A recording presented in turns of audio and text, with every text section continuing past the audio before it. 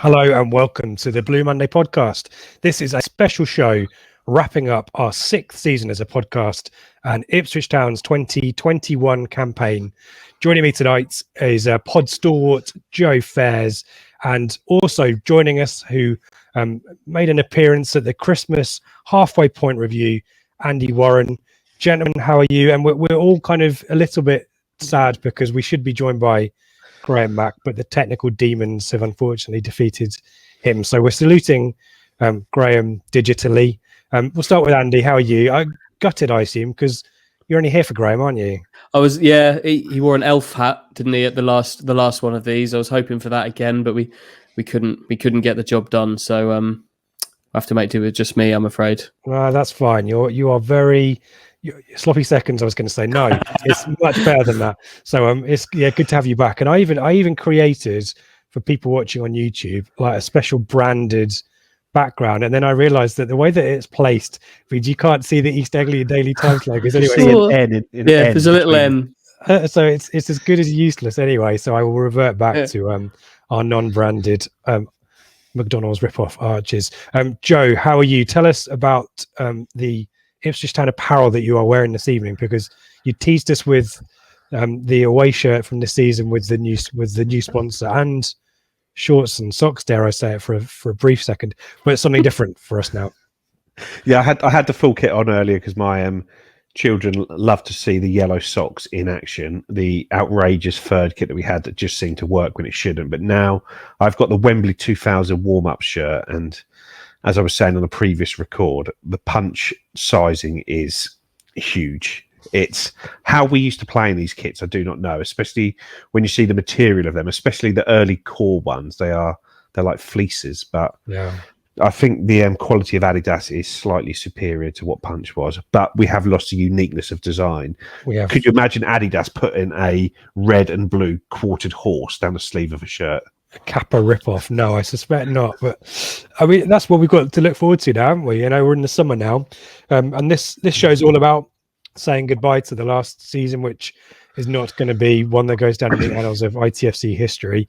So we'll do our best to kind of try and find the light and shade. And the good thing about this part of the season, unlike the previous, is there's quite a lot of exciting off-field things to discuss. We're not adjourned too much in those. Obviously, the Kings of Anglia, Andy and the guys have done that. We've done that as well. Graham's phone-ins have dealt with those kind of things in detail. I think what we'll try to do is just kind of take a little bit more of a stand back and more of a neutral perspective, and just assess how things have played out a few months down the line, particularly the appointment of Paul Cook. Spoiler alert, and other thoughts we've got. But I want to start with the predictions that we all made at the end of the last show. I'll start with Graham's because he's not here. And it's one that still, Graham could be the one who actually succeeds in making a correct prediction. He predicted the Tractor Girls to win their first promotion up the divisions, which is long overdue and well deserved. There is a process that I think they're going through, and we are waiting to hear, I think. And I'm trying to remember the previous recording whether, Andy, you gave some really useful insight, whether you disagree with me. I gave a nod and a smile. It's maybe not my place to say how that might turn out, but Graham might be sipping champagne, hopefully. Okay. Fingers crossed. So that's one that we can hope with. I tacked on a promotion for the men's team as well, but what I meant was the under-18s, and unfortunately, obviously, they lost their playoff to Wigan.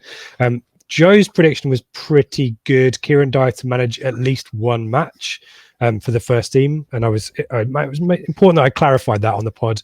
I listened back to it. You're quite incredulous at my making that distinction, Joe. But I think it's important for Podland to understand what we're talking about. And to be fair, he did the press after Shrewsbury instead of Paul Cook, so I think that's a half a point for you there, I think. And Andy, Luke Chambers scoring the first and last goal of the kind of calendar, this half of the calendar year for the season. Close, but in our previous version of the recording, you mentioned the Gillingham game, and he scored the first goal in the Paul Cook era. So you're going for that. So half a point for you there as well, I think. So well done, all of us, for managing to make most of those pretty crappy predictions. Let's move it on.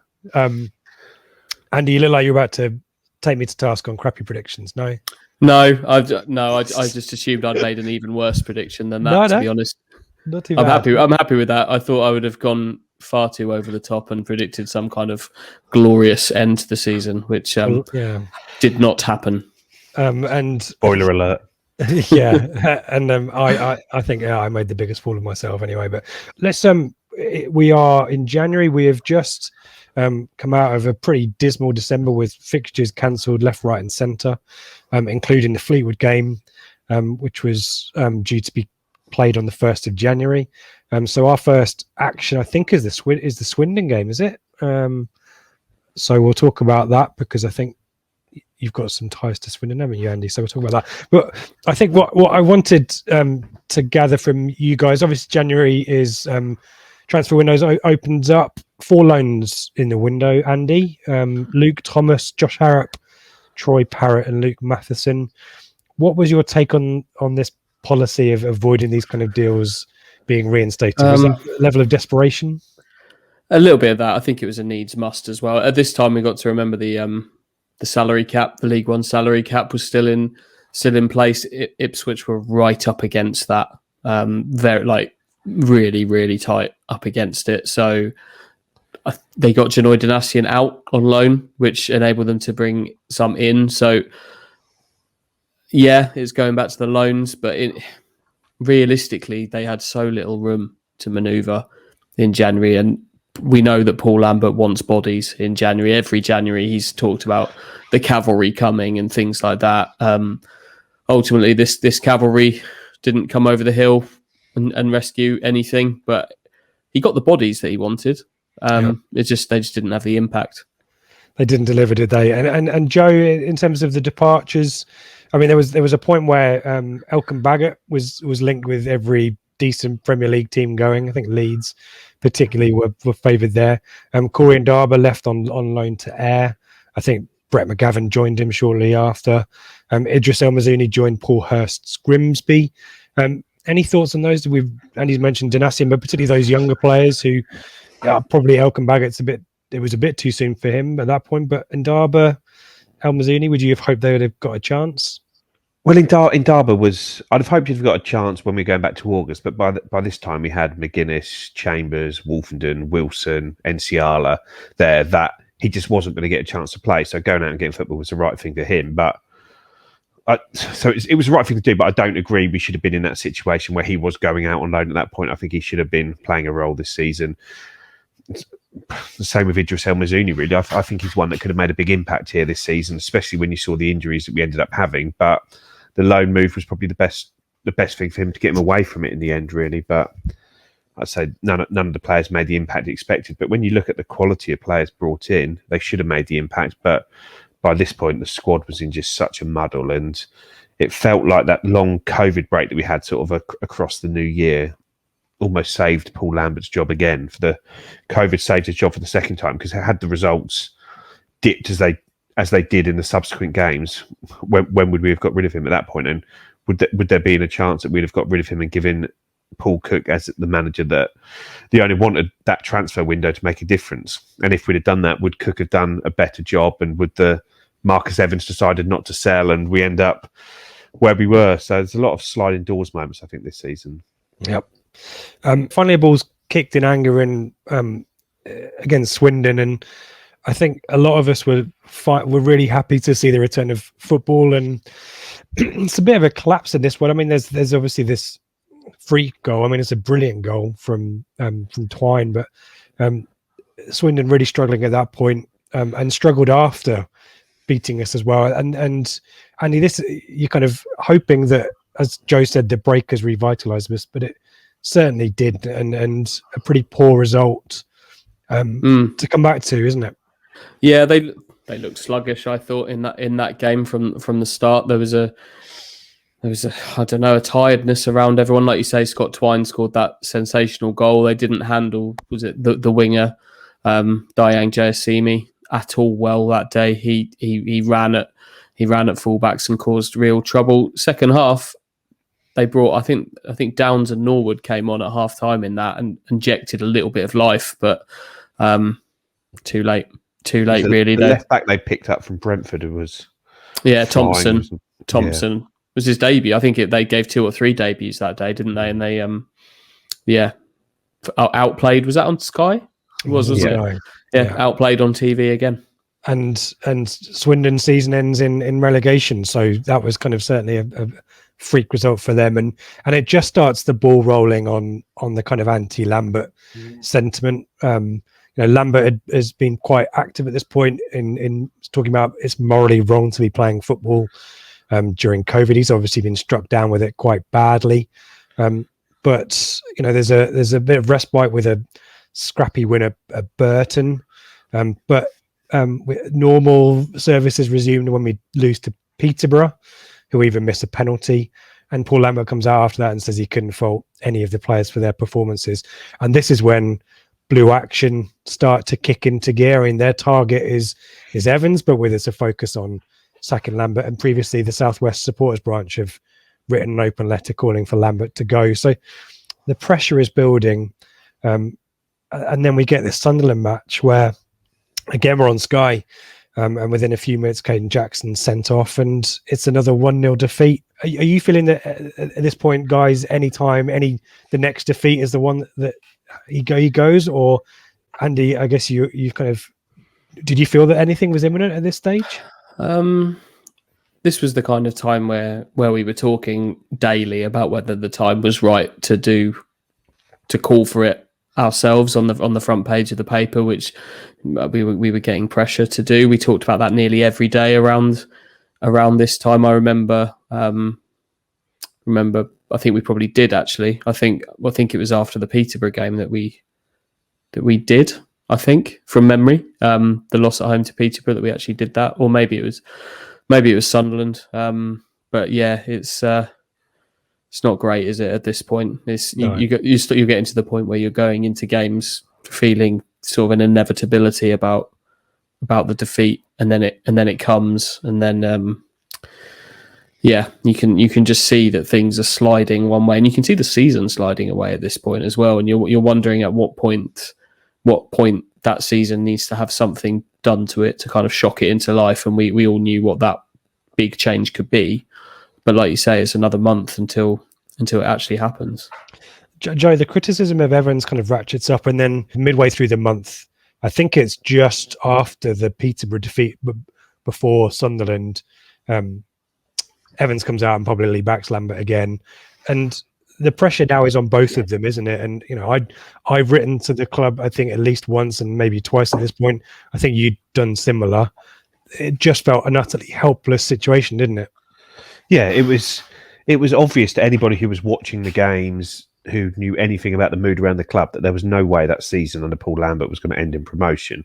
And so obviously it didn't anyway, but we needed to give it a go. There was obviously the talk of the salary cap, which still at this point was looking like it was going to come in the next season, looking like it was still going to be in place the next season. And it's just like, what are we doing here? You need to try and do something to salvage this season. But yet Evans just seemed so slow to act. Obviously we later found out there was a lot going on in the background, but it just seemed incredible that he felt it right to continue sort of employing Paul Lambert at this point, because it was just so poor, and there was just no positives coming out of it. Even the signings, like sometimes a bit unlucky, but Josh Harrop comes in, gets COVID on his first day, is out for 2 weeks, and then never looks right after that. Luke Thomas gets sent back and ends up going back. Luke Matheson plays 2 games, then we never see him again, and he's back playing for Wolves reserves by the end of the season. It's just,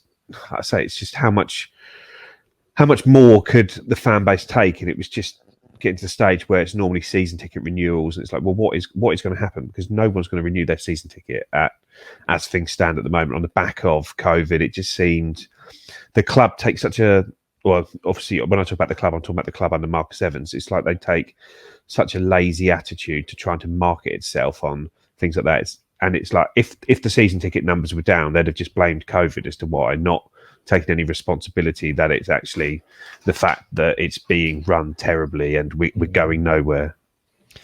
And we go into February. Lee O'Neill starts to make this run of questionable public statements. You know, the loan route was the only option. As a statement that comes out in February, the irony being that the League One salary caps are scrapped following an arbitration hearing by an independent panel. So it just feels like they're kind of... Go on, Joe. I think the problem I find with it is that if you look at every individual decision on its own merits, I think you can justify any of them. You can justify bringing in Luke Matheson and letting Janil Dinashian go out on loan because he's a more attacking player, which Lambert wanted. You can justify bringing in Luke Thomas because we were lacking in the wings. You can justify Josh Harrop because we're struggling in that position. You can justify Mark McGuinness at the start of the season. But whilst you can justify each individual decision, if you take a step back and look at it, it's a total mess. And it's like, where is the sort of overarching strategy and to actually manage the squad? And it's one of the first things Paul Cook noticed when he comes in, that there's about 40 players that you effectively have. You ended up with a secondary squad of players that are just training. Someone like Emir Hughes doesn't even train for the last 2 or 3 months he's here, and players Luke Matheson just gets sent back, Luke Thomas just gets sent back, and you end up just thinking, how has it been allowed to get into this mess? And you've got 20 odd players out of contract in one summer. Yeah, bits and pieces of news in February. We'll go through the matches, obviously. Kane Vincent-Young, so close to return to action, is injured in training and has 6 more weeks out. And Andy, another victory over Blackpool, though, and there's always this sense with Lambert that he gets the result when he needs it. But we doubled Blackpool this season, who may or may not go up through the playoffs, which is interesting. But I guess, and then the return back to earth is the Peterborough defeat, which I guess you were at. Mm-hmm. And again, you kind of, the Peterborough is the real quiz, wasn't it? And despite the early goal, we never ever looked like holding on to it or doubling the score, did we? They were 2 strange games, weren't they? Because the Blackpool game was I'll remember that for Luke Matheson, because that was his game where I'm right in saying that would have been his debut, and he gave everything that you'd want him to give, some energy, some width, attacking up and down the pitch. And then for the Peterborough game, they kind of ditched those 2 fullbacks and went back to Chambers and Ward to play the pitch. The pitch was boggy, maybe not as bad as it looked on TV on ground level, but that's the game that kind of endures to this day with James Norwood taking offence at being the big lump up front. I think that's where he gets that from. Adrian Durham called him, I don't think by name, but he just insinuated that Ipswich were lumping it up to the big lump up front. Yeah. Yeah. But that's what they went for. They played the elements rather than Peterborough that night, and you're right, they took the lead, but really they never really looked like winning that game, and that's another defeat to a top 6 team, followed by 2 miserable home draws, which was a pretty dreadful period, really. Yeah, I was chucked in there as well, and I wanted to ask you about this, particularly at this point. There's still quite a spiky COVID curve, and travel and stuff like that is difficult. Did you make the trip to Shrewsbury only to have it called off an hour before kickoff? Yeah, we walked into the ground, and the first thing we saw was them taking the goalposts down, which isn't ideal. Then there was a nice little hang around on the touchline for half an hour while they were trying to play it the following day on Sunday, which would have been great. But they couldn't get hotels sorted and things like that, so they ended up not. So yeah, trekked home again. Basically, went to Shrewsbury, had a Burger King in a service station, and came home. It was really nice. Actually, quite a nice day. That's all right, isn't it? Who did the driving? Stu and I share the driving. It was quite nice. So yeah, that's all right. It's all right. And that kind of then leads to thinking on the way back. I can't wait to be driving back up here on a Tuesday night later in the Gonna season. say and then the congestion issue starts to kind of kick off a bit, doesn't it? And then these two draws that you talk about. I mean, the Northampton 0-0 was bloody horrible, wasn't it, Joe? And this game kind of more notorious for Alan Judge and referee Darren Drysdale facing off. Is this one of the worst Ipswich? I mean, there's some more crap games to come, but this was pretty poor, wasn't it? It felt like a nadir, didn't it, to the season? It was just the fact that they could easily have won 2 or 3-0. They were the better side all night and sort of created chance, and they were this poor team being managed by the former Redditch manager who'd been working for them in the youth team or something like that, and had managed to. It just felt so often teams just came and looked so much better organised, better coached, fitter than we were. Every single week it was happening, and it's just. This one was a frustrating one, and like I say, for all the talk of the Alan Judge incident, that should have been a penalty in the last minute, which would have got us a very underserved 1-0 victory. But it's funny because that seemed a bigger deal to non-Ipswich fans than Ipswich fans, because I think we were so caught up in how bad the result was or how bad the performance was, maybe more than the result, that incident just seemed to just be brushed over a little bit, and until it became huge national news. Yeah, and the Flynn Down sending off seemed to be the heat of the moment seemed to be there. Andy, I mean, the dominoes are starting to fall here, and in respect to Paul Lambert, you know, he goes on the PR offensive quite a bit in the coming days. But Jackson and Nolan sounds like some kind of BBC One crime drama, being frozen out into the under 23s. Jackson presumably for the situation around the sending off to Sunderland, Nolan because I think he went all the way to Shrewsbury possibly, or a Crewe I think it was, and or didn't want to go and would prefer to stay with his wife and kids or something. Was banished to the under 23s, and these are the kind of things that a manager that's under pressure starts to do, isn't it? And are you sensing from the press perspective that the momentum is building here, or? It felt like it should. It's weird, isn't it? Because it felt like it should be. Yeah. Any other club, it kind of felt like it'd have gone ages ago. Yeah, it really did, and it was so strange as well because like we're sat in these football grounds where Paul Lambert will have known exactly what the fans thought of him had there been crowds in there, but instead there's kind of this docile kind of just nothingness where. And I genuinely think this maybe affected his post-match comments at times, where a manager he kind of we know that at times he would sort of talk about his players giving him everything and couldn't ask anything more and being happy with the performance. But if there'd been fans in there, he wouldn't have been able to say those things because he would have known full well what I was going to say 20,000. I doubt it would have been 20,000 by this point. Would it have been down to the 11-12 mark? But he would have known full well what people thought of this, and Marcus Evans would have known full well what people thought of this as well, because Marcus was kind of known to put real stock in the mood of the paying customer, the crowd, rather than what he sees as just the social media noise, which is all Ipswich Town fans have had all season. But by this point, it just feels so surreal. We're looking at each other thinking this has to be the end game. But all the telltale signs were kind of missing. Like you can tell when a manager's right on the edge by the crowd, and it's just not there. So it's really, really quite bizarre at this point, the way that the whole thing is feeling. The jigsaw starts to fit together, though. So this is the week after, the Oxford draw, where rumours of a takeover are starting to surface. We had Jim White on the pod. He'd previously written an article in the Telegraph, but had been pretty open about his understanding of takeover rumours. I guess just quickly, Andy, on that. Well, I'll ask you about this now. You guys and TWTD and even Graham on the radio, the local media kind of skirted around this a little bit, didn't they? Is that?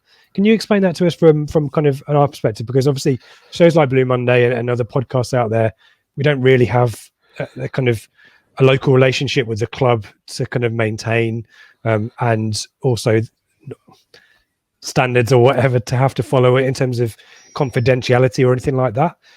So can you give us an insight as to the thinking about you guys would have been aware of the rumours, why you maybe didn't go so hard so early in comparison to the nationals like the Athletic and the Telegraph? I think being completely honest and completely open about it, that we didn't have anything to add to the we did. The thing is with takeovers, and with the greatest of respect to Stu and ourselves, like to Stu and myself, like takeovers happen in a completely different kind of sphere of contacts to where we operate in, if that makes sense. It's difficult. I didn't want to kind of call you out or put you on the spotlight because to be honest, because we'll be talking about this in a second, the talk out of the club was pretty consistent that there was nothing happening, and that's what I guess you guys have, that's your feed, isn't it? Whereas the Athletic, the likes of Jim White, maybe Nick Ames, someone like Matt Slater, for example, he's in the finance. He's a business editor that's coming to sport, for example. So your point is these are people that are not Ipswich people; they are footballing world people or financial people, and potentially the national media is going to know these kind of people because they get around a bit, don't they? And so potentially. I think we just felt at the time that I think the only real story we did is after the Athletic did theirs. There was obviously a lot of talk about it. The character that was Brett Johnson had kind of emerged in the days before the Athletic, hadn't it? I think that the Twitter picture that we all now know and love of Brett Johnson was doing the rounds and things like that. We're certainly not going to do stories based on kind of social media rumours of a takeover. We did a kind of, I'm going to call it a rip. When the Athletic did theirs, like clearly, we all know that the Athletic's an incredibly well-sourced media organisation with some of the best contacts that you're going to find, particularly in that business world, also in the United States. So once they had done that, and full credit to Matt Slater for that, it was, it's really good journalism. That's at the point that where we started to kind of take it seriously. That's not to say that we hadn't been working on it prior to that, and that obviously we see all the same social media rumors that everybody else does, and we hear things too. But on a story that big, to kind of go into it without having it really firm ourselves, we just didn't feel that was a responsible thing to do. So that was probably our approach to it. Yes, we spoke to the club a lot about it, because we speak to the club about a lot of things. We publish a lot of things without speaking to them as well, but consistently out of the club, we were being told that there's nothing on the table. That was Leo Neal's catchphrase, which we didn't necessarily believe in its entirety. I think there was maybe some quite careful wording there. But yeah, it was an interesting time. It's the first time in my career as a journalist I've kind of covered a club with that level of takeover. There was a very messy one at Swindon when I was working there, but that was from people at a very different level of finance, if that makes sense. And it's still not sorted out. It's don't get me. This is an absolute shambles of a club, Swindon Town. It just seems to attract controversy, but that's that takeover that's going on there, and the ownership mess at Swindon is kind of running over from a takeover back in 2013, which wasn't satisfactory. So, but yeah, I've taken a long time to waffle about it, but yeah, we were just very careful with what we did. We didn't want to be reporting anything that we couldn't stand up in complete fact, essentially. Yeah. Thank you for answering that. And I didn't really give you plenty of warning I didn't give you any warning of that question. So thank you for doing that. I think it's useful because I think the trouble we've got at the moment with social media, with message boards, with podcasts is ultimately people can react to stuff that's written and, build a 1 hour podcast on it potentially, and we've on the Jim White stuff, we did that, we analysed it and stuff like that. And we broke the exclusive, basically. We broke this. That's what I'm saying. We broke it. But I think you guys have a really tricky job, and as I say, your direct feed is the club, and I will come on to quotes that the club put out in a bit, and the messaging was really mixed there, and it was just really interesting insight. So thank you for sharing that. What happens to the rest of February is strange, guys, and I'll get both of your takes. I'll start with you, Joe, because you've been very patient. We start on this winning run, including a totally out of the blue and uncharacteristic 1-0 win at Hull. There's a feeling that Paul Lambert isn't pulling the strings on the sideline. Was that your sense here? The Doncaster game as well, particularly, you see a lot more of Matt Gill and even Jimmy Walker. What was your take on this, Joe? It's hard to know, but even from before the games, I was getting told that Matt Gill and Jimmy Walker are picking the team and running the side. And even when you looked at it, the substitutions are being made, and Jimmy Walker, the goalkeeper coach, is standing there with the subs on the sideline, giving them their set piece instructions as they go on the pitch. And it's just that, I know we're probably a coach short, so it's because Stuart Taylor was away.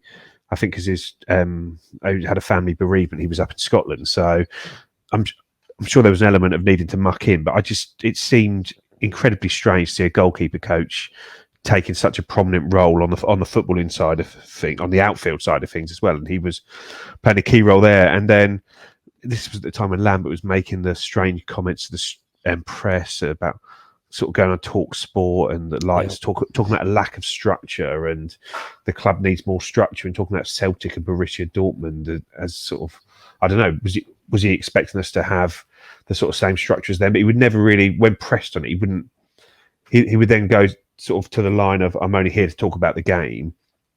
But yeah, it's like he wanted to try and get his message across, but I don't know, it was a very strange time. He didn't seem, it seemed like he was asking to get sacked, like he was sort of whatever the opposite of constructive dismissal is, a constructive resignation he was trying to do at that point, it seemed.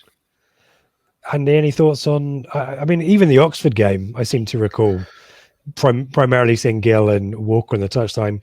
Did you have a similar sense of that? Are you still? Yeah. You did the post match with Lambert after Doncaster, presumably, where he was still quite spiky despite the victory. Yeah. Was that that your sense as well? Yeah, it was. I do think Matt Gill and Jimmy Walker were doing the bulk of the preparation, picking the team. As Joe said, they were more visible. And yeah, Paul Lambert was deferring at that point. He wasn't asked to take a back seat. It was him deferring. I think it's fair to say that surprised Matt and Jimmy Walker that they were asked to do that. And there were some noticeable differences in the team as well in terms of playing a little bit more just to their strength. They were more direct, and I think at some point in those three games, I might be wrong, but I think that's in those three games that the more experienced centre-back pairing of Enciala and Wilson came back in. And an unchanged team. Yeah. So yeah, they were. It was, and this was the point where we knew that a change wasn't far away. It was just a matter of when at this point. And the annoying thing, and for both of for Blue Monday and for the EADT particularly, is it's now Lambert and Taylor's dismissal or whatever it was. I'm trying to remember who it was, mutual consent FC or parting of ways. It was announced at 9:00 on a Sunday. What was the situation with the paper at that point? Just about within deadlines. I started to hear about whispers of that kind of early evening. But again, it's Where was not the something. Text? You could have. No, I'm joking. Sorry. Next the time. Blue Monday records at 7:30 on a Sunday night. So Okay, I'll bear that. Now I know your recording time. I'll bear that in mind next time. But yeah, we just about got that one done in terms of the back page of the paper. Yeah. And very quickly, guys. I mean, give it a score out of 10. Paul Lambert. 1. An increase on 1. No, I'd say 3, genuinely, because I think some of the recruitment was okay. I think the squad was left in I know people hate the squad at the moment, but I think the squad was left in a decent position with some of the quality, and it was just in a over bloated and strange situation it was left in. But I thought he was a really, really poor manager. Probably it's similar to Paul Jewell when it's a very experienced manager coming in and still making rookie mistakes. I think they're the worst ones for me, rather than the sort of, even looking at someone like Roy Keane. I think for me, Paul Jewell and Paul Lambert, two vastly experienced managers coming in and just getting so much wrong and continuing to, and being given too long a leash, because they're obviously better at managing upwards than they were downwards. And Andy, it's a real kind of you start with the high of the PR pool, and by the end of it, he's slagging everyone off in the press, isn't it? Presumably not an enjoyable end working with him. No, not really. I'd have probably given him a 3 or a 4 as well. I honestly think he came in with the best of intentions, but I think he just got so muddled in his thinking along the way that led to the decisions that Joe's just mentioned, of strange decisions at strange times. Each transfer window, whether this was down to the structure of the club that he criticised so heavily, or whether this was down to him himself, each transfer window seemed to be in complete isolation from the next or the previous one, and every window was just a patchwork job on a. And if you keep patching up a tyre, it's like at some point it's just going to buckle, isn't it? And it's just a complete mess of a squad by the end. I think he came in with the best of intentions, but just got lost in himself along the way. Would be my assessment of him. Yeah, he just seemed to lose his motivation. That's what I found is the main thing. And I sort of spoke to people inside, and they were talking about when he first came in to replace Hurst that he was just brilliant. They loved him. Obviously, he didn't get the results he wanted to do, but just the spirit, the management style, the players loved him. And then I don't know when it seemed to change, but it's almost around that time he got that 5-year contract on New Year's Day. That it's almost like and subsequently after COVID, it just seemed he checked out at that point after COVID. And there was a talk about the sort of no more Mr. Nice Guy when he came back, but I don't think it was about no more Mr. Nice Guy. It was just he just didn't seem to be engaged with the job at all from. I don't know, from about February of that. He got the new contract that seemed to give him a lift. We had a lift for a few games. We lost a couple of games. And then at that point, he just seemed to totally check out of the job. And it was just a case, and it just dragged it out. And we're now in a position where the number of fans have very little time for the players. But it seems that the players had the life sucked out of them as much as the fan base did over that time, because the leader of the club was not leading it effectively. Mm. We're going to March, and to reiterate what we were talking about before, Andy, quotes from Lee O'Neill at the start of March: no offer on the table for Town. Marcus Evans will take as long as he's needed to make an appointment for his successor, and Lambert's exit is not related to the proposed takeover. And within 24 hours, Paul Cook is appointed and Gary Roberts comes in as coach. And we have the Accrington game, where again the unchanged team, where largely Matt Gill and Jimmy Walker are leading things, and Paul Cook is coaching from the sidelines. Joe, I think similar to me, your preference was the Cowleys, and more on them in a second. But Paul Cook, pleased at the time? Yeah, for me, it was sort of I think I preferred the Cowleys, but it was sort of like a 1A and 1B, and then a huge drop off below them to the sort of next level candidates. I thought both of those would be sort of incredible appointments for a League One side, because they've just sort of almost careers without a blemish in them. I know the Cowleys were sacked from Huddersfield, but I think that was incredibly harsh, and I don't think they've moved forward as a club since then. But yeah, I thought, Paul Cook's done a brilliant job across his last 3 jobs, and when you sort of see him sitting out there, for me, the whole season, you're sort of seeing Danny Cowley and Paul Cook sitting out there, and you're just thinking, why are we persisting with Paul Lambert here? Because you've got 2 excellent candidates out there, which I've sort of been told both of them wanted the job, and all you needed to do was just approach them and get them in, and they'd have been here in a heartbeat. As it turned out, Paul Cook was. And Andy, your first impressions of Paul Cook were presumably positive. Yeah.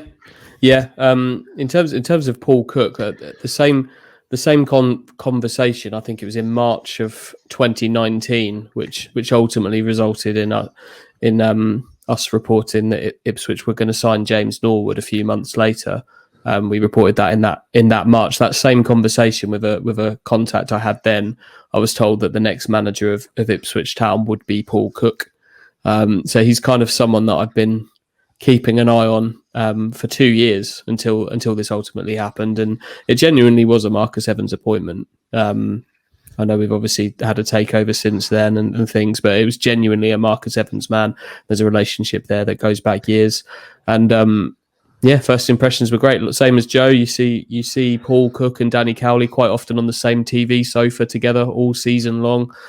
One of those two should have been in that job earlier. But that night at Accrington is probably the highlight of 2021 for me, in that it's just a shame fans weren't there, because the sense of optimism it's remarkable that an empty football stadium can hold such a sense of optimism, because it really was. There was a real air of kind of something good was on its way. Paul Cook was sat probably five meters away from us, trying his absolute hardest not to get involved in the game at all. That lasted 20 minutes, and then he had a sort of a running battle with one of the Accrington players, start chucking C bombs around all over the place, having a running battle with the Accrington left back, I think it was, calling him a diving C bomb, and that was Paul Cook off and running straight in there. I mean, from this point onwards, I'm not really sure talking about the match action is particularly insightful. There's the first proper game under the Paul Cook era we've kind of mentioned is a defeat at Gillingham, and a pretty poor performance, wasn't it? And the quotes are starting to come out at this point as well. We don't score enough goals, we don't create enough chances. Decent enough point in the grand scheme of things against Lincoln and a win against Plymouth. But then the Fleetwood defeat is really poor, isn't it? And Cook is now talking about, to play for this club, you have to carry a little bit more weight on your shoulders. And then the aforementioned Cowley brothers, a game of two halves at Portsmouth. Cook comes out of that and says, at the minute, you watch us nervously waiting for something wrong to happen. And we have the week of training, which lots of stuff comes out about how successful or not that was. And then a 0-0 draw away at Wigan. And on the pitch, guys, Joe, it doesn't really, the new manager bounce doesn't happen, doesn't it, in short? No, we seem to have an old manager bounce before Cook came in with the guys there. But no, I was sort of incredibly frustrated by what I was seeing, because it almost sort of over the course of the rest of the season, we seemed to put in probably sort of 5 or 6 of our worst performances of the season were under Paul Cook, where I think we all expected quite a bit more from it. And I think the Portsmouth game was the season in a nutshell there, because we played really well that first half. The first 40 minutes, and we could have been sort of 2-3 up at that point. And then as soon as it's like we build momentum very, very slowly, and then as soon as we lose it, it is gone. And then the game just gets on top of us there, and it's just, you just knew we were going to lose as soon as we conceded. And it's just like I say, you're just letting a poor goal from a nothing corner, and then all of a sudden the game is dead. Where had we managed to get that win at Portsmouth, I think we'd have had a very different end to the season, and we'd be in a very different position now. But there obviously wasn't. Like I say, I know Cook criticised the fitness of the players, but ultimately they were conditioned to play a style of football that was so passive and so slow that at that point of the season, you couldn't get more miles into the legs of those guys there. We were playing sort of twice a week for sort of 8 weeks out of 9 at one point, and it's just a case that the players just could not pick up to what he wanted them to do. And I don't think it was through any fault of the players on the conditioning side, but it just seemed that he's become incredibly frustrated with it, and I don't think it's done us any favours in the long run. Now, Andy, do you agree with that? Do you agree that Paul Cook possibly tried to instill too much of his own philosophy at the expense of maybe being a little bit more pragmatic and continuing some of the stuff that Matt Gill and Jimmy Walker had established in the preceding matches? Yeah, possibly. I think if you spoke to Paul Cook candidly, he'd probably concede that maybe some decisions that were made at this point weren't the correct ones. I think a few players looked a little confused by what they were being asked to do. After that Portsmouth game, I interviewed Teddy Bishop, and he seemed absolutely crestfallen. He kind of was just so confused in what he was being asked to do as a football player, that the confidence had just drained out of him. He's normally a good guy to talk to. He just looked absolutely beaten, and that after that game is kind of when I realised that this probably isn't going to happen for Ipswich this season. I think Joe's probably right. You've tried to do too much too quickly and change course too quickly. I'm sure he would argue that was needed, and he might be right. It maybe was needed, but with the group as it was, it probably by this point wasn't possible. I mean, it feels like he figured out a lot of our deficiencies pretty early on. The mental fragility is a factor there. There's a lot of players there still from the relegation era, but as we've talked about on Blue Monday, it's a squad. It's a hodgepodge squad. squad. There's got some Mick in it, some Hurst in it, some Lambert. Yeah. And it's just not cohesive, and that's a factor here as well. And it feels like this rebuild is long overdue, isn't it? Well, Cook's a man of principles, isn't he? He plays how he wants to play. He has his way of playing, and he sticks to it. And I think that served him well in the past. And I think it was probably inevitable that that's what he was going to try and do. But you're right; it is a hodgepodge squad with no real kind of underlying ongoing structure to it. And yeah, it probably is long overdue. Whether it's long overdue to quite the extent that he maybe wants to do it is a big debate. But in terms of giving it a new purpose and a new direction, I think it is overdue. Well, going into April is when decisions start. Well, patience seems to get exhausted pretty quickly, and decisions start being made. There is a 2-1 win over Bristol Rovers. Admittedly, Bristol Rovers destined for League Two. Which was worse for you, Joe? The Northampton 0-0 or the Rochdale away 0-0? sort of asking which foot do you want to step in dog shit. Would you rather be shot or stabbed? Doesn't really matter. That was a poor one, wasn't it? Am I right in thinking there was no shots on target from either team? I think the Rochdale one, there was. I looked at the XG of it, and I think the total XG across both teams was like 0.23 goals, which I think is probably one of the worst games in the history of football with regards to chances created. But yeah, they were both, because it still felt like everyone around us was dropping points. It's just like, if you can win one of these games, you're right back in the mix. But it's a bit like, do you even want to get back in the mix? Because you're just going to embarrass yourself later in the season. But just really, really poor and really dull. And these were the games by the end of the season. I didn't even watch every game there. But Wednesday, 7th of April, Andy, when did you hear about the announcement of a takeover? Was that before 11:15, whenever it was, or did you hear it when the website published it? About an hour before we started it. Well, had some interesting conversations earlier that morning. But in terms of actually knowing that it was going to happen, we're talking an hour before. But we're honestly reliably informed that Marcus only made that decision on the drive back from Rochdale. So that miserable kind of 0-0 draw with neither team having a shot on target, which incidentally, quite in one of the most awkward press boxes I've ever been in, Marcus Evans was sat there behind me, like over my right shoulder, which was really quite awkward. But that was the day that I think he finally decided that it was good to go. Clearly, it had been going on for a while, but on that, was it the Wednesday? Was that what it was? About an hour.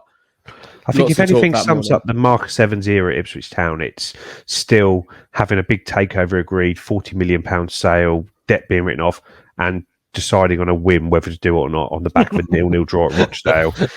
That shows the level of planning and overarching strategy shown at the club, I think, over his tenure. Do you both of you? I'll come to both of you. I'll start with you, Joe. Buy into the kind of the theory that Evans was waiting to see whether we'd make the playoffs or not to decide to sell. Do you buy into that? And therefore, the Rochdale game kind of is a nail in the coffin for a playoff place, isn't it? I just think he's a reluctant seller. I don't think he wants to sell, but I just think he knew he couldn't take the club on any further, and he was just like your man on the poker table, just with enough money to cover the blinds. He's just standing there, just desperately hoping that something he does is going to get it right. Obviously, he had the money to do more than that, but he's just desperately hoping that he stumbles across something, because he's never had the right idea on how to run the club properly, has he?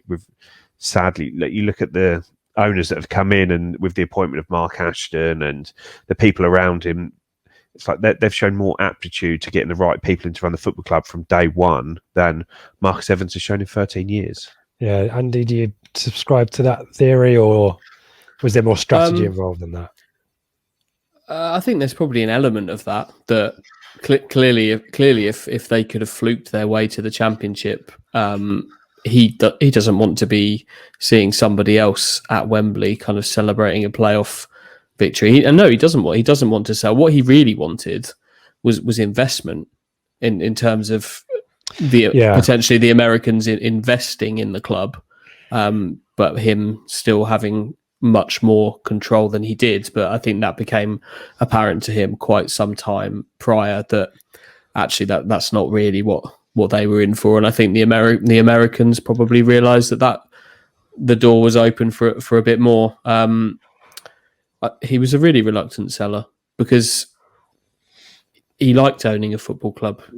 His family liked him owning a football club. But I think Joe's probably... that there comes a point where you have to realise that actually, if I don't sell this football club now, what am I going to be keeping it forever? I can't take it any further than this. And actually, it's the right thing to do. And I think it's a bit concerning where you say that he wanted investment in the club, but wanted to keep control, where the reality is he's one of the richest men in the country. He can do the investment, but he can't do the control, because as he's shown over the time. So the thing that he wants to keep control of is the thing that he's effectively shown he can't do, where the thing that he wants to give up is the thing that he can do. But he's part of the kind of Game Changer Limited ownership structure, isn't he? So he's still got some skin in the game, to borrow the Pokemon. Yeah, he actually owns more of the club than any of the three Lions do individually. He owns as much as they do combined, doesn't he? Yeah, he does. I don't think there's an individual that owns more, depending on how you see ORG and the investment company and their pension fund and everything, that there isn't an individual that owns more of the club than the Marcus Evans, but he has zero kind of real say. So it's I think that's a way of kind of preserving some value. Say Ipswich Town are in the Premier League in 3 years. That's his way of, like you say, having some skin in that game, almost like a sell-on clause. I don't think it's the worst thing in the world having what is effectively a fan who is a billionaire still having a stake in the club either. That if something does go wrong with the Americans, you do at least have someone there who can write the checks to get you out of trouble. And he might be in pole position if there's a point where ORG want to sell, if the club gets to the Premier League, if he can afford us at that point, So it's an interesting one to see how that plays out. But clearly massive news. Go on, Andy. Sorry. There are a number of people who have mentioned to me that it's not impossible that he gets back into football elsewhere at some other point. Maybe I'd be surprised, but it has been suggested. I've been watching the second series of Sunderland Till I Die and feeling a lot of analogies with Stuart Donald and Marcus Evans. Less so I want to spend £3 million on Will Grigg bit, but more that getting the funding in, the investment in, without wanting to relinquish control, feeling the burden of obligation to the supporters, but also super conscious of the criticism as well. If you've not watched it, it's really interesting. The parallels with us and Sunderland are so stark in lots of different ways, but that ownership dynamic is an interesting one. But as I said, April is, the big thing is the takeover. And I mean, in the I think you might have said this, Andy, I might have been listening to your show. In the grand scheme of Ipswich Town history, this is a pretty massive, significant event, isn't it, guys? And the optimism amongst the fan base is as high as it's been in, potentially 2 decades. And what we really need to hope for is this optimism builds to something positive on the pitch next season, don't we? The moves off and on the pitch throughout April move us more towards this kind of rebuild that we've talked about. I can't even remember the 0-0 against MK Dons, and I think I watched it. There's a Cook quote: "The AFC Wimbledon match will define our season," and we get spanked 3-0. That was not an enjoyable evening, and confirmed that our season was as good as over. Mark Ashton is confirmed as the CEO, as Joe mentioned, and then Jimmy Walker departs. Judge is not having his contract extended, and he won't play again because that would trigger an extension. And Cook even himself admits that he's now into demolition man mode. A positive 0-0 at Charlton, a better performance. I chucked this in here because Charlton a place in the playoffs that game. Yeah, there you go. Luke Wolfen, there's a couple of quotes for you. Luke Wolfen, I think I've had a completely average season, Joe. Your thoughts on Luke Wolfen, who obviously off the back of a 4-year contract last summer. I think it was last summer or the summer before. Not a great season for him, but not a great season for anyone, frankly. Yeah, I think Luke So I don't think he was brilliantly treated this season. If you think the year before, he sort of played alongside Luke Chambers at the back there. And I did think his form tailed off sort of in that sort of February, March time before the COVID break. But I thought he'd been really, really good before that, playing alongside Chambers. He then sort of in the new season, he looks like he gets, because his first game's on Sky against Wigan, and he gets injured in that game, but he stays on till the end. And then 2 days later, he's playing in that Papa John's Trophy game, isn't he? And at that point, he does actually get injured. And then from that point on, we only ever really see him alongside Mark McGuinness. And I think for a character like Luke Wolfen, who is not your shouter, he is your laid back, sort of any further laid back, he'd be sort of on the floor almost. And he struggled being the senior partner alongside a very, very raw Mark McGuinness, who was making a lot of mistakes in reality, and sort of it just seemed we've sort of set him up in a position to fail this season. He had a bad season, and that could end up being the end of his Ipswich career, which I think would be a massive shame. Where, like I say, I know the Sonny Bradley deal isn't going to happen now, but you sort of Sonny Bradley and Luke Wolfen as a pairing at this level, big, strong left footer alongside Luke, who is good in the air, is quick, can carry the ball, can pass the ball. I think I'd be really sad to see him go without being given a chance alongside another senior player there, because I think it was just asking too much for him to be the senior partner alongside a real rookie in Mark McGuinness this season. Yeah. Which was worse, Wimbledon 3-0 defeat or Northampton 3-0 defeat? I just keep asking these questions now. I think they all could have merged into one at this point, don't they? Wimbledon were on a decent run of form, weren't they? Yeah. So Yeah, Northampton. At this point, Liam Richardson is appointed full-time as manager at Wigan, and that kind of rules him out as Paul Cook's number 2 at Ipswich. Any doubts around Paul Cook and without Liam Richardson, kind of the Paul Lambert in Culverhouse kind of dynamic? Any fears about that, Andy?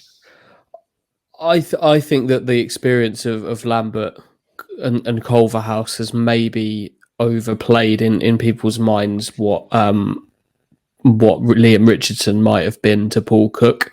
From the way I understand it, Liam is kind of a sounding board and a calming head, whereas Culverhouse, we talk about Culverhouse kind of being the man who made it happen.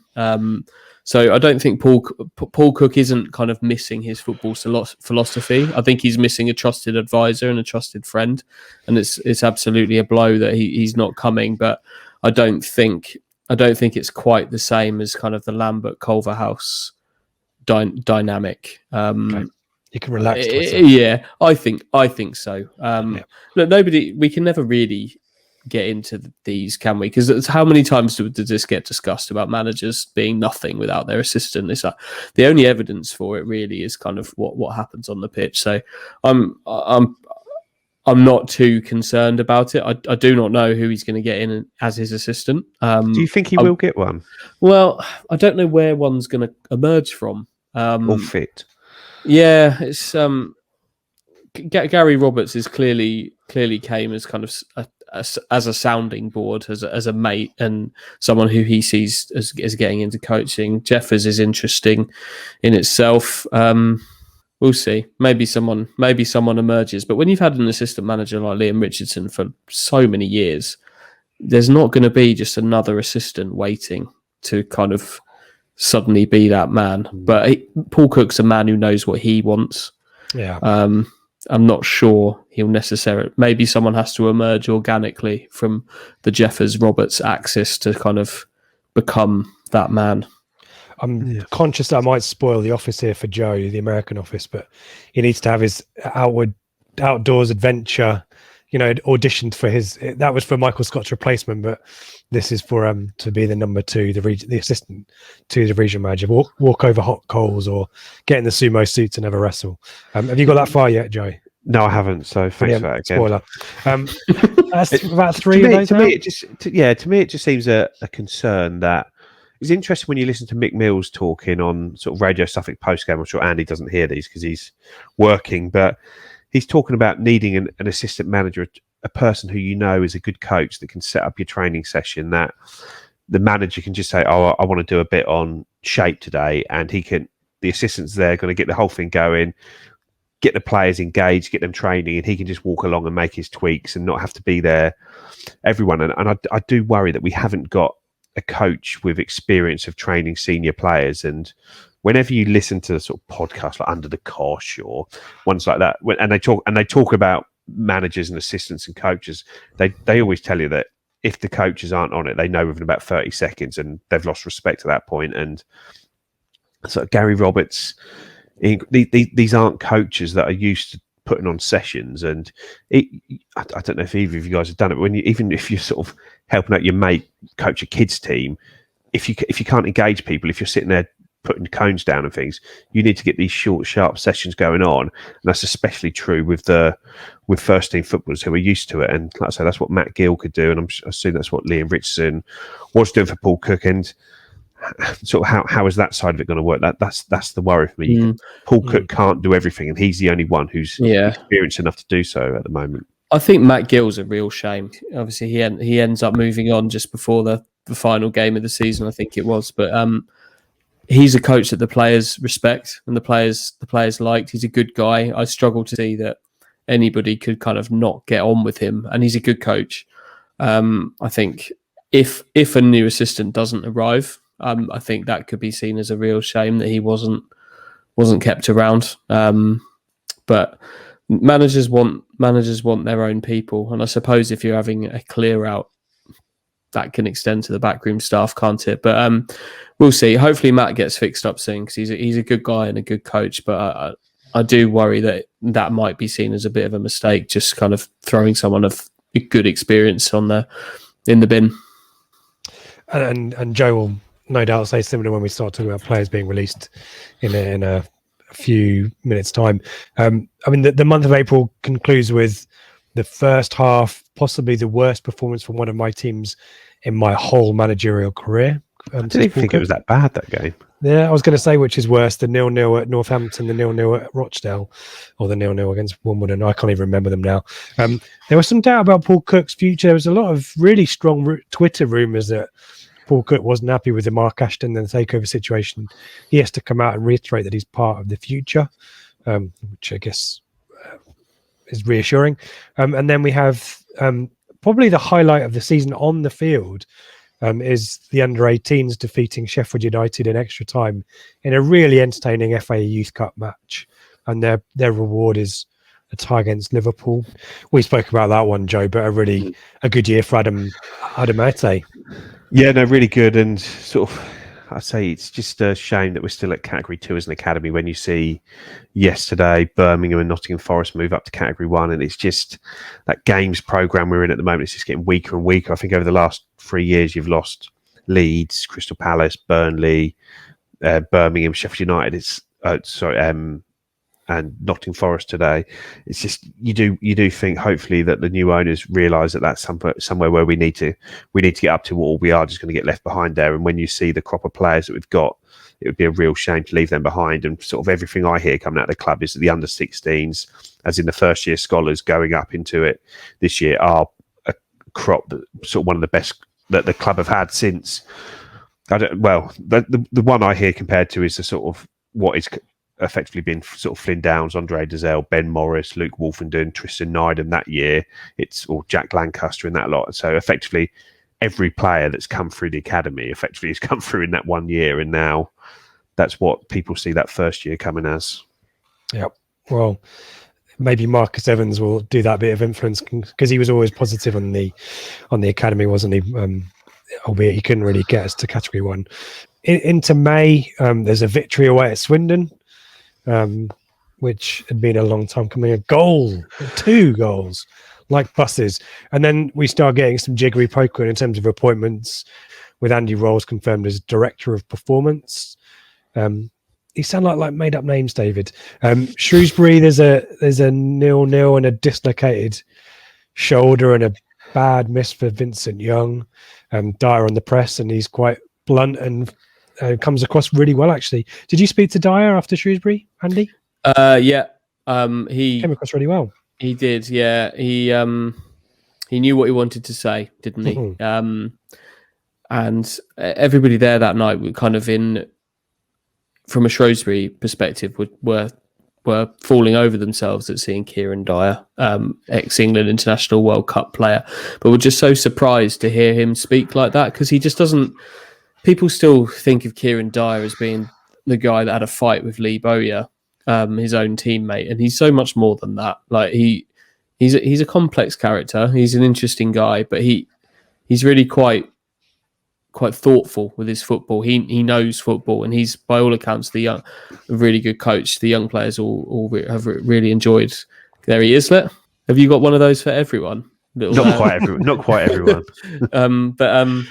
Yeah, no, it's it does sound like he's going to slide back into a 23s management role with maybe a few beefed up responsibilities in there, taking him a bit closer to the first team than a 23s manager really would be, which is maybe a little bit of a shame, because he's clearly got something to offer at first team level. But yeah, he spoke brilliantly, and he speaks as an Ipswich fan. He's as big an Ipswich Town fan as you will find this side of Joe Fairs. He's a massive Ipswich fan. Stephen Ward, the Shrewsbury game I can't even remember if he played that, but he certainly won't be playing again. Stephen Ward, his exit was announced. Joe Fairs started to rub his hands with glee with the idea of Ed Sheeran's name, or at least the tour, being on Ipswich Town shirts next season. I think the home shirt will be blue and white, I think. I'm not sure about the away one yet. Hopefully we'll see those quite soon. White. That's why he's got it on. But yeah, that's amazing news, guys, right? And big kind of international recognition and huge attention for the club. Sort of every language in the world, there was a story about it. And sort of, like I said on the pod at the time, I got into the car and they were talking about Ed Sheeran, Ipswich Town. I assumed I was listening to Radio Suffolk, and I looked and it was Radio 2 that was on, and it was just massive news. And I think this shirt will sell brilliantly because of it. Like I say, you just see the amount of engagement it gets on social media, and sort of the fans of music, not fans of music, but people like Ed Sheeran have like cult followings, where there's about 400 Ed Sheeran fan pages where they just tweet any bit of news about him on social media. And I can guarantee if he tweets a link to the club shop to sell his shirt, they'll sell 5 times more than what they think they will. Framlingham Town, when he wore that on the last night of his tour, he in Ipswich, he wore a Framlingham Town shirt on stage for the last night of it, and they sold hundreds and hundreds of shirts around the world at that point. We're going to need to pre-order, aren't we, Joe? Yeah, I normally wait to pick them up cheap. I won't be able to this year. Yeah. We talked about Matt Gill's departure, and we wish him well. James Wilson wins Player of the Year with Thomas Holy in second. James Wilson, who will be released a week later. And, we bow out with a good victory at home to Fleetwood, and the final minutes in the Ipswich Town shirt for Luke Chambers and Cole Scouse. I think both Joe and I are pretty open with our admiration of the contribution those guys have made.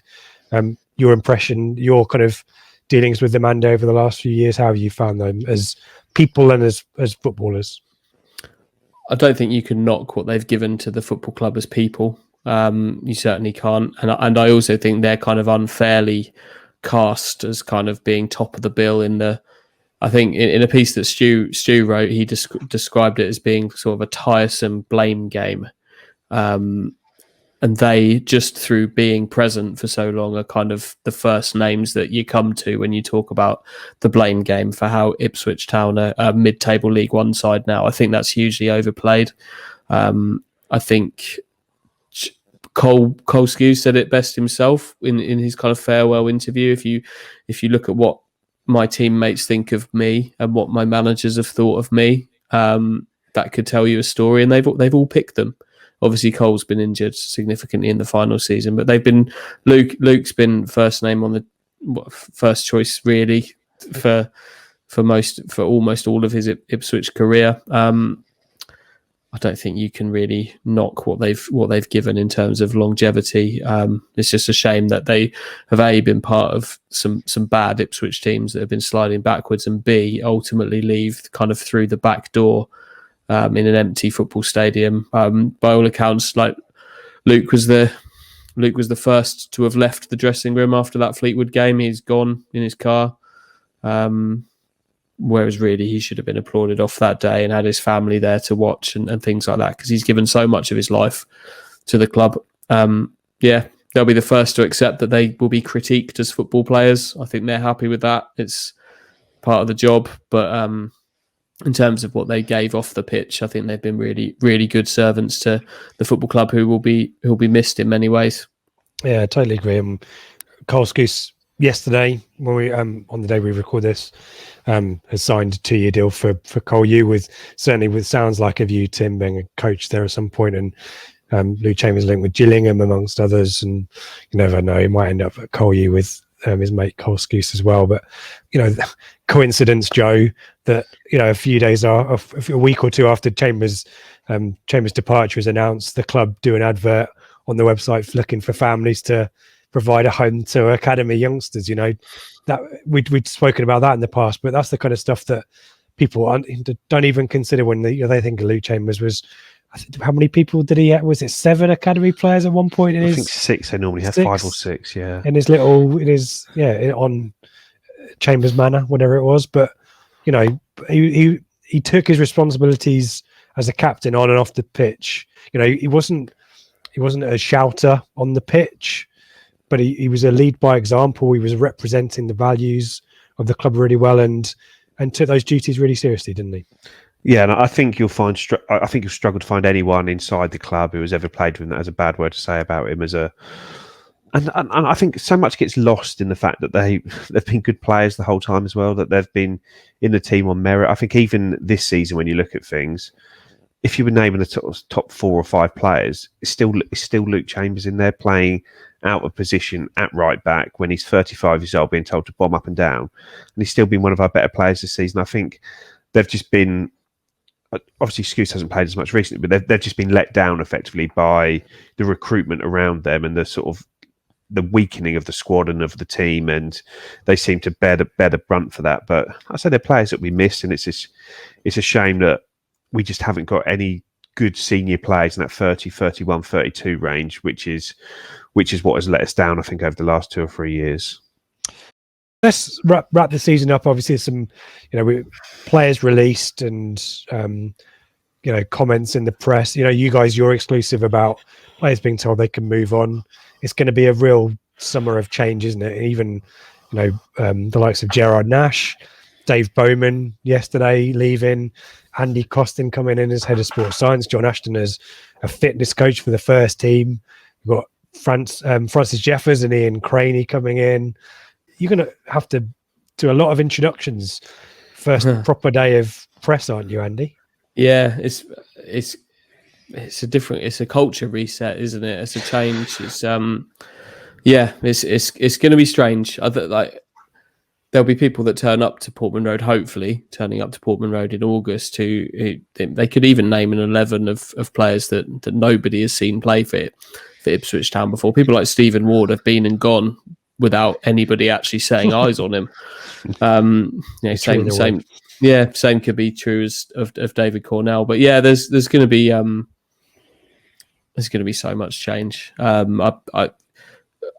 Our story obviously said that the vast majority of those players have been told they can move on. I don't think they all will move on, because I'm not sure it's possible to do that. And there are some that will kind of emerge from the wreckage as well, who maybe have been told that they've got a role to play, but not a leading role, that will still be around. But they're looking for players in every single position on the pitch. So who knows what 11's going to take to the field in July and August. And Joe, we've spoken about this on our other shows. It is a risky strategy, isn't it? But does part of you think that, as I said before, this is kind of needed, maybe a bit of a hard reset, a good opportunity with lots of players out of contract, maybe, but there's a lot of burden on Paul Cook's shoulders now, isn't there? Yeah, I think the problem, there was always going to be a hard reset at the end of this season. It was inevitable with the amount of players that were out of contract and a new manager coming in, new owners, that it couldn't be avoided, this hard reset. But it does feel that, for me, Cook has just gone a bit too far here. And the thing I worry about is, if it goes wrong 9 months down the line, and if it does go wrong, Cook is out of the job in February, as a club, we suffer from this strategy which he's putting in place of just bomb everyone out and bring everyone new in. It does feel like we're there should be somebody overseeing this with a sort of sharper eye on the detail of what we're actually doing. Because if we end up offering 10 of Paul Cook's players 3-year contracts, like Sonny Bradley was one of them, who sounded like he had a long offer on the table.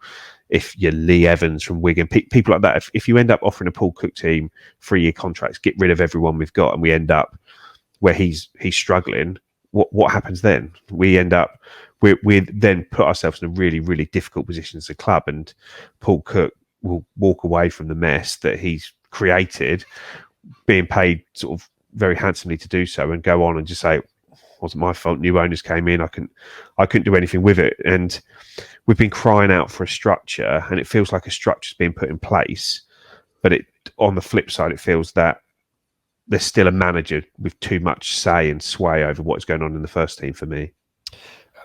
Probably Andy telling that Mark Ashton comes in at the time of recording next week, I think it is, and no signings have been made yet, so maybe that is a little bit reassuring that no signatures have been put to paper yet without his sign-off. Potentially. I think it's also notable that the window itself doesn't open till the 9th of June. So in terms of maybe players being bought for fees, they wouldn't necessarily be announced in advance of that. Clearly, Mark Ashton is going to have been overseeing some of this. Yes, he's officially still at Bristol City for the remainder of this month, but pretty clearly he's going to have been doing some work on Ipswich Town in that time.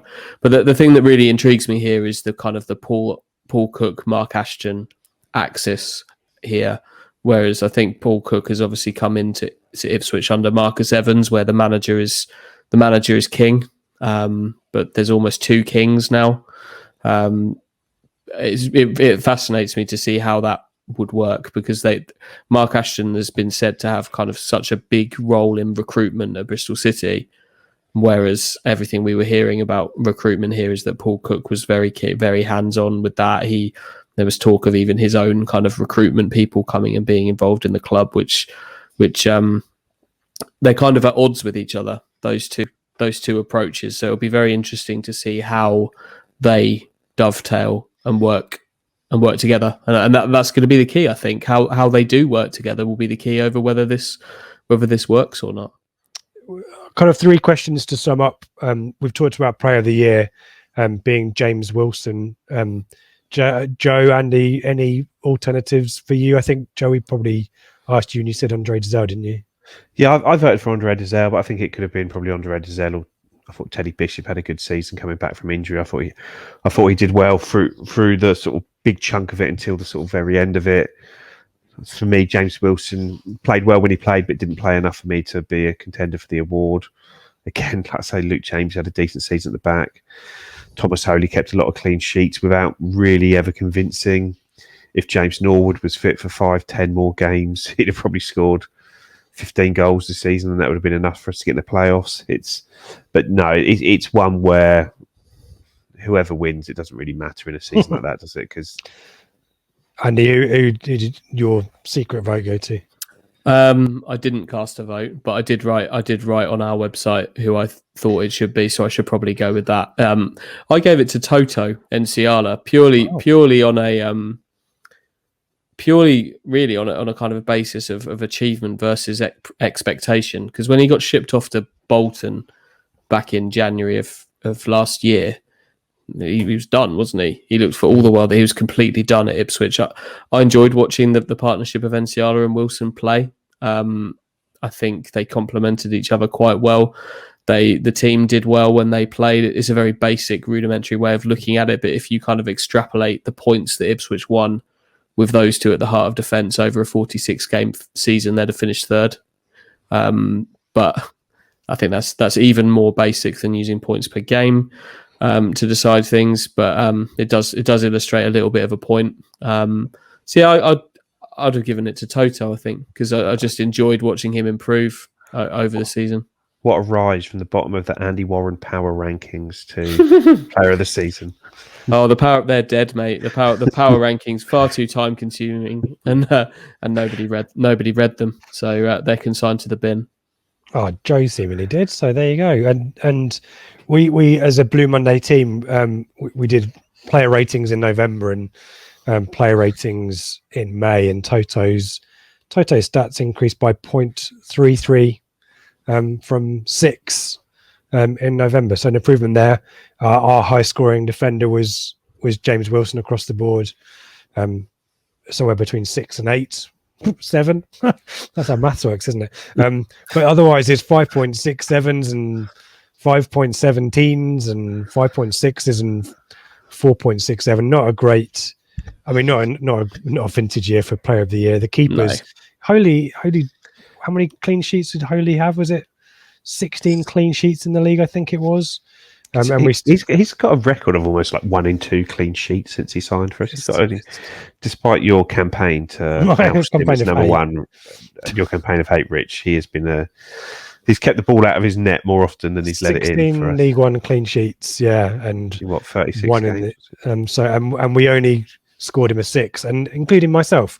Di Cornell got a 5.67, and even the midfielders. I mean, I was going to chuck in this stat. You know, our top assist maker was Gwion Edwards with 4, and in the league, you know, Norwood got more than Alan Judge, and Teddy Bishop and Stephen Ward and Luke Chambers. Not a vintage year for assists, blimey. So our midfield scores, Andy, for your reference, the highest scoring midfielder, Gwyn Edwards and Andre Dazelle both got 6.67, 6.5 for Teddy Bishop, but otherwise it's around the 5s. And there's Josh Harrop.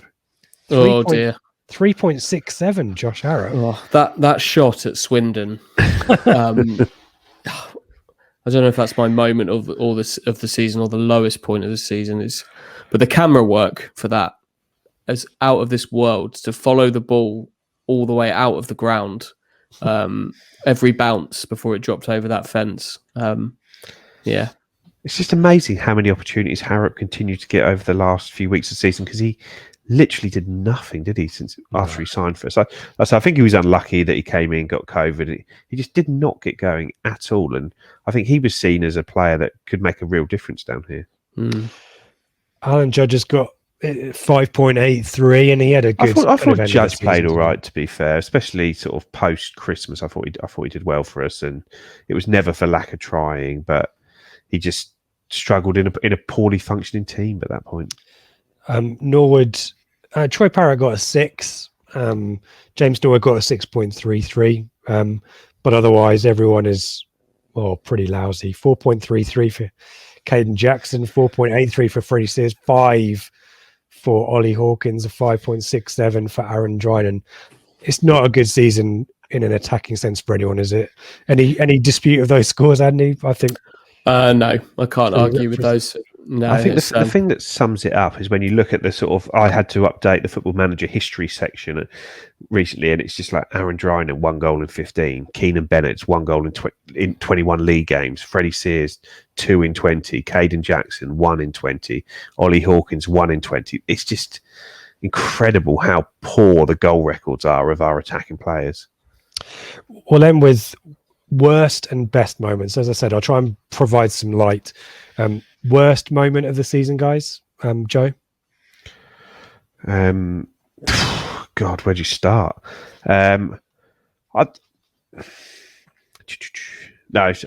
it was all so low, but I think it was just I think for me, it was coming back after that long COVID break and then losing at home to Swindon on the telly, sort of, and getting comprehensively outplayed and beaten by them after a long break. When you're thinking, if we've got any chance this year, we've spent, I know people have been in and out of the club, but we've effectively spent 2 or 3 weeks on the training ground.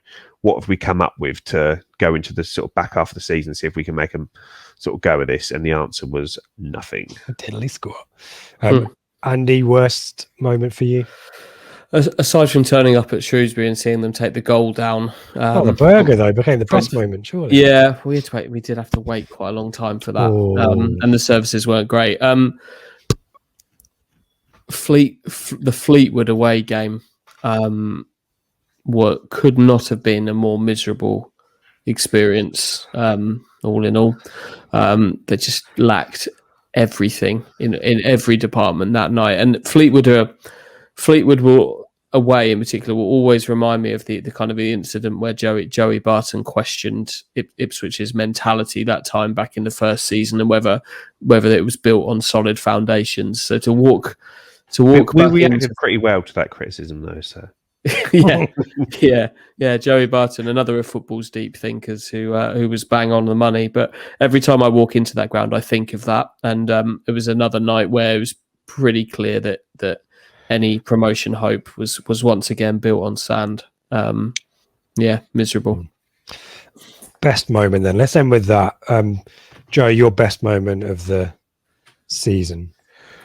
Well, for me, it's the takeover. I think it's the thing that we've been crying out for. And when you've obviously subsequently we've heard from the guys, and they seem to be very switched on. They seem to have made good footballing decisions so far, and it's just a case of we just need to effectively that we weren't going to go anywhere with Evans Zone, and ultimately as fans, our ambition is to get to the Premier League, and there was no way we were going to get there with Marcus Evans as owner. Where with these new guys, it might turn out to be a false dawn, but everything we've heard so far, it feels positive. And I say I don't think anyone's expecting to get there in the next 2 or 3 years, but it does feel like we can become upwardly mobile again when it's been for so long a downwardly mobile club.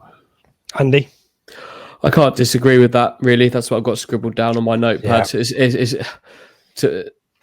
To kind of pick out a best moment of that season that's just gone is it's almost silly. It's got to be the thing that's given real hope for the future. And like Joe said, whether it works out the way that we all hope and the way that it sounds like it could go, we don't know.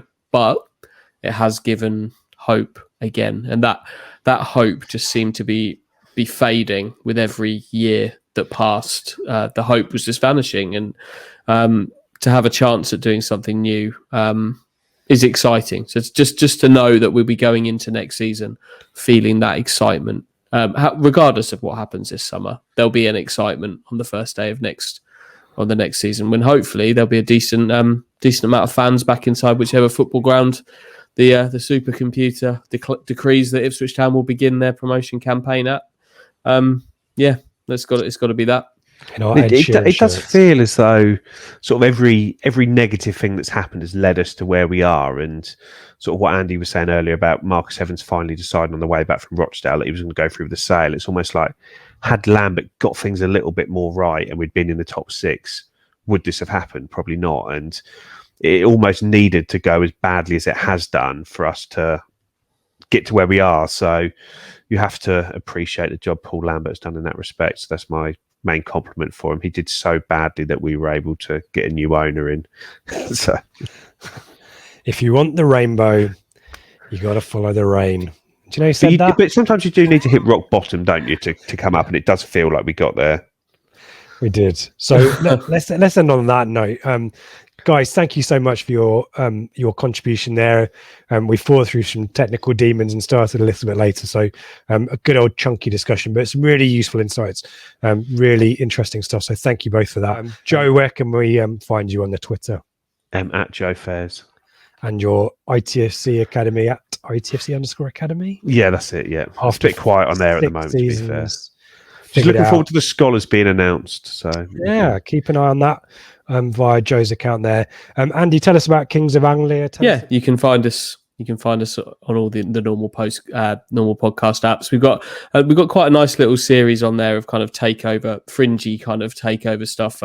Like you guys, we had the opportunity to speak to Mark Detmer. That's on there, but there's some quite nice ones on there with kind of the stuff around the fringes of the American takeover. I've spoken to some people at Tucson, one of the other clubs that Brett Johnson owns, as well as people at Phoenix Rising and the Danish club that he's got as well. So for some slightly different slightly different podcasts. Go if I'm allowed to plug those. Of course, we'll plug those.